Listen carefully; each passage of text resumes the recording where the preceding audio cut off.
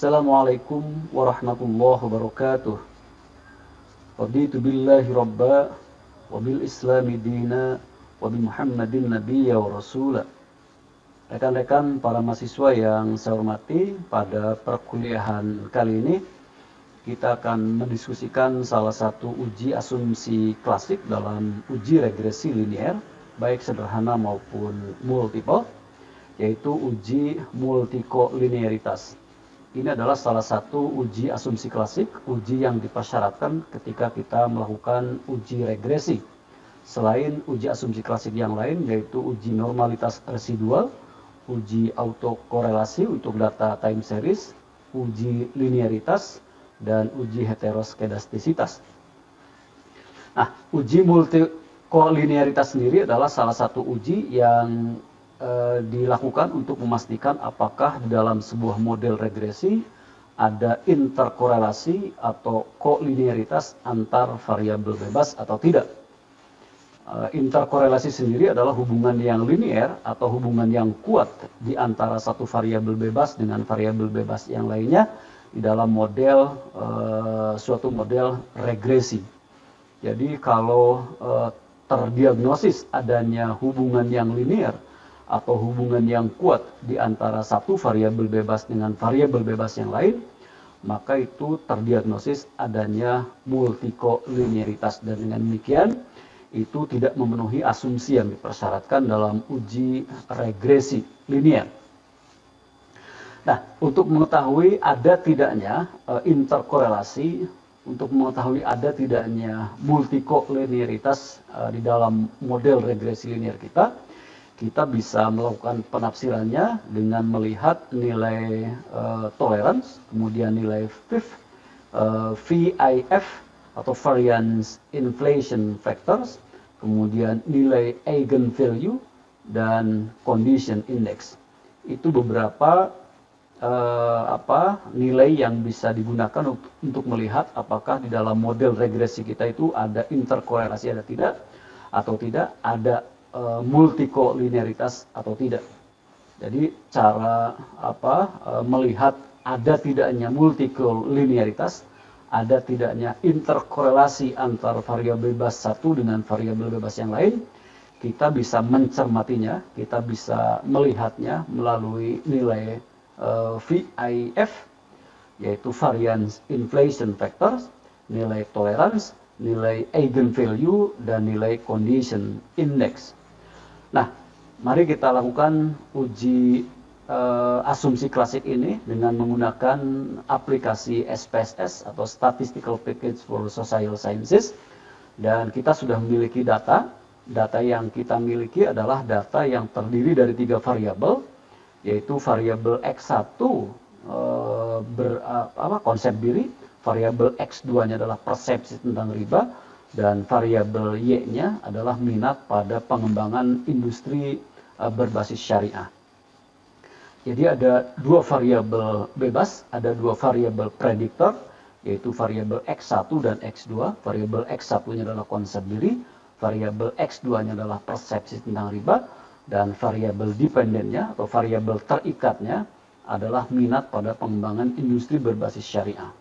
Masing-masing variabel ini itu sudah memiliki data, meskipun data ini bukan data yang sesungguhnya diperoleh dari instrumen pengumpulan data, dan responden atau data ini terdiri dari 53 untuk setiap variabelnya. Mari kita buka aplikasi SPSS dan nanti kita input data masing-masing variabel ini ke dalam aplikasi SPSS. Pertama-tama kita kopikan dulu data ini dari Microsoft Excel, kemudian nanti akan kita pindahkan ke aplikasi SPSS, kita copy, sudah di blok kita klik copy, lalu kita buka aplikasi SPSS, kita masukkan data yang tadi, klik edit, lalu paste atau tempel. Lalu kita definisikan variabel var 001 atau X1, X1, kemudian var 002 adalah X2, dan var 0003 adalah Y. Lalu kita beri label, variabel X satunya adalah konsep diri, variabel X2-nya adalah persepsi tentang riba,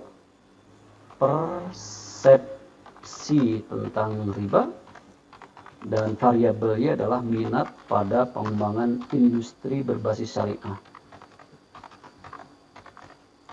Yang lainnya kita menggunakan yang default kecuali yang measure atau skalanya. Ini semuanya adalah karena datanya interval menggunakan scale. Kita definisikan scale. Oke. Ini sudah kita definisikan di variable view-nya, dan kita akan melakukan uji multikolinearitas untuk mengetahui apakah data-data ini mengandung interkorelasi di antara variabel-variabel bebas, apakah data-data ini terdiagnosis adanya multikolinearitas atau tidak. Kita langsung saja klik analyze, lalu pilih regression, lalu pilih linear, masukkan variabel Y atau variabel terikat, yaitu minat pada pengembangan industri berbasis syariah, ke kotak dependent. Lalu variabel bebasnya, yaitu variabel konsep diri dan variabel persepsi tentang riba, kita masukkan ke jendela independence.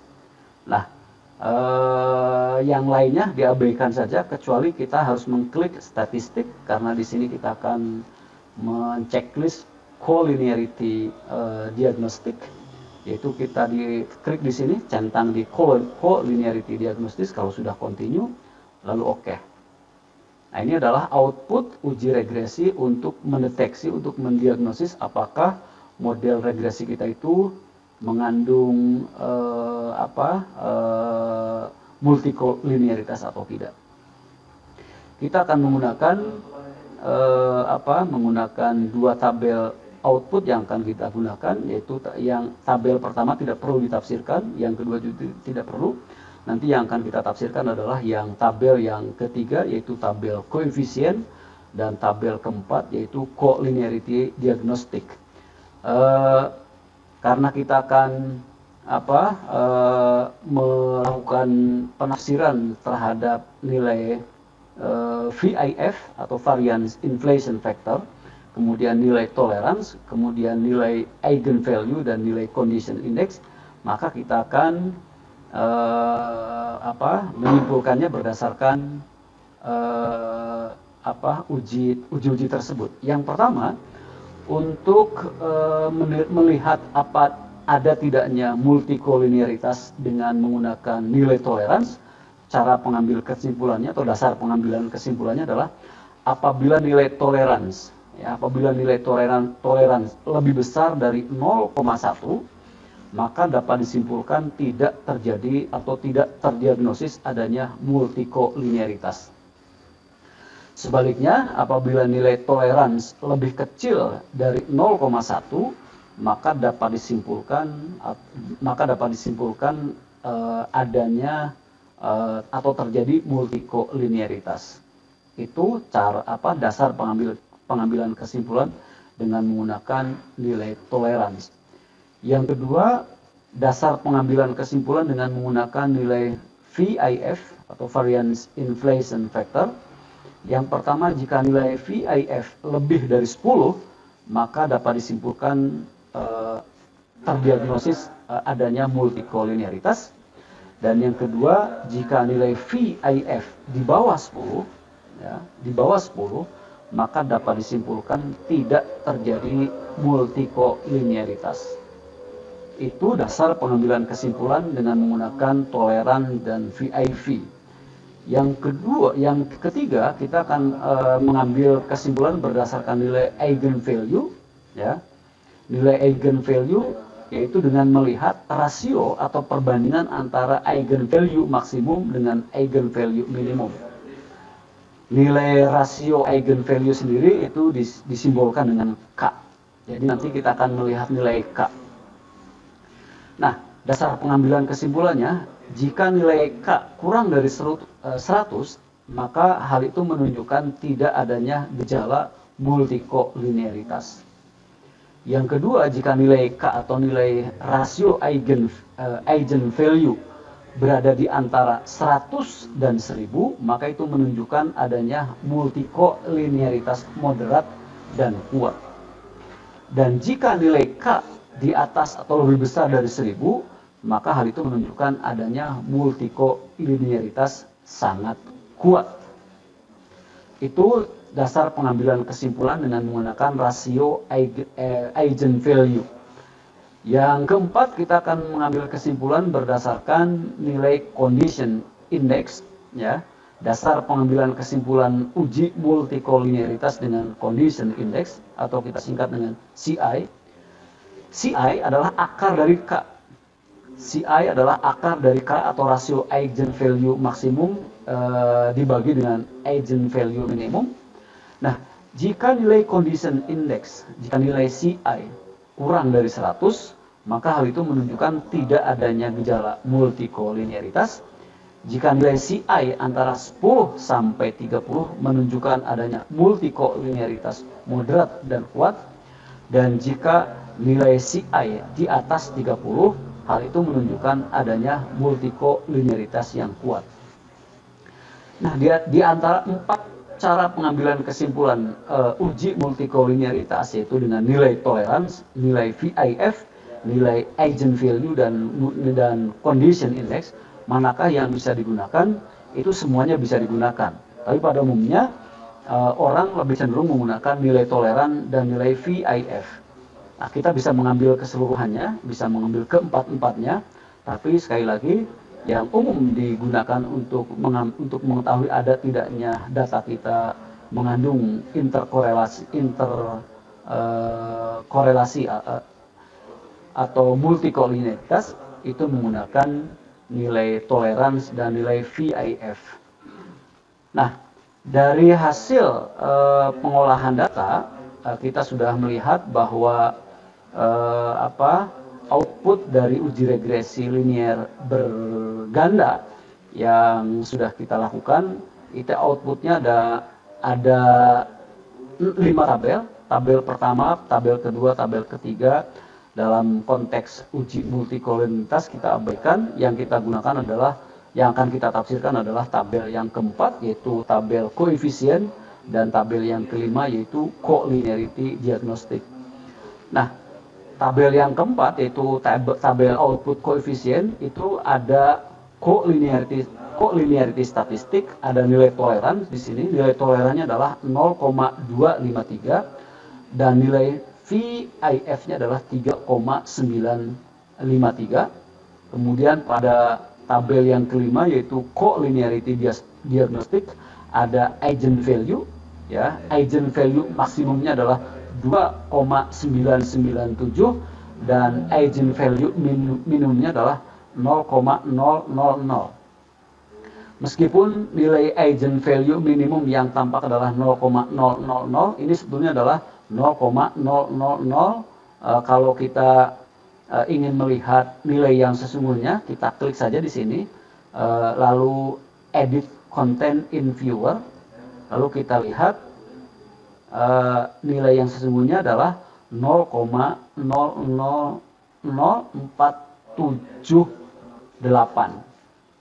0,00478 itu nilai yang sesungguhnya, tetapi yang tampak di tabel ini hanya 0,000 karena SPSS, output SPSS itu dibatasi paling banyak di belakang koma adalah 3. Tapi nilai yang sesungguhnya, sekali lagi, meskipun yang tampak adalah 0,000, nilai yang sesungguhnya adalah 0,00478. Nah, kita akan menafsirkan dua tabel ini, yaitu tabel yang keempat, yaitu tabel koefisien, dan tabel yang kelima, colinearity diagnostic. Nah, ini interpretasi uji multikolinearitas dengan toleransi dan VIF.